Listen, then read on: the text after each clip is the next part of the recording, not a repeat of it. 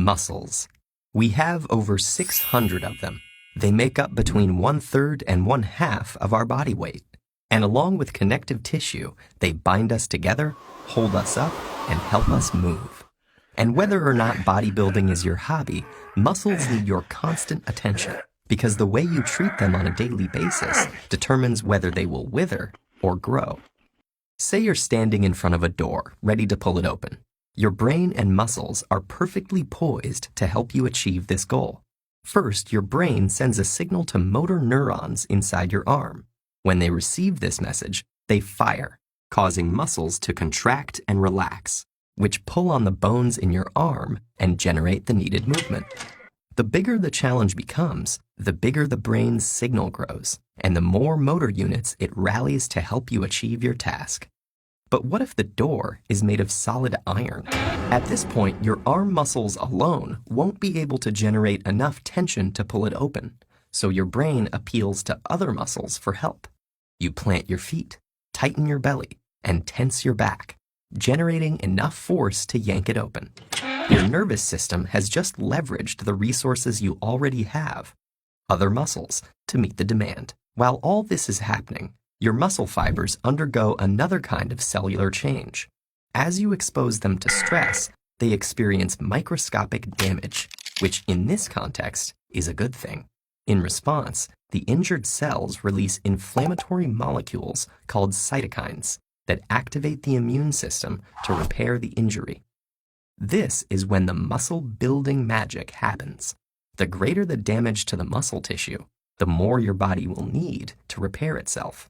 The resulting cycle of damage and repair eventually makes muscles bigger and stronger as they adapt to progressively greater demands. Since our bodies have already adapted to most everyday activities, those generally don't produce enough stress to stimulate new muscle growth. So to build new muscle, a process called hypertrophy, our cells need to be exposed to higher workloads than they are used to. In fact, if you don't continuously expose your muscles to some resistance, they will shrink, a process known as muscular atrophy. In contrast, exposing the muscle to a high degree of tension, especially while the muscle is lengthening, also called an eccentric contraction, generates effective conditions for new growth. However, muscles rely on more than just activity to grow. Without proper nutrition, hormones, and rest, your body would never be able to repair damaged muscle fibers. Protein in our diet preserves muscle mass by providing the building blocks for new tissue in the form of amino acids. Adequate protein intake, along with naturally occurring hormones like insulin-like growth factor and testosterone, help shift the body into a state where tissue is repaired and grown. This vital repair process mainly occurs when we're resting, especially at night while sleeping. Gender and age affect this repair mechanism, which is why young men with more testosterone have a leg up in the muscle-building game. Genetic factors also play a role in one's ability to grow muscle.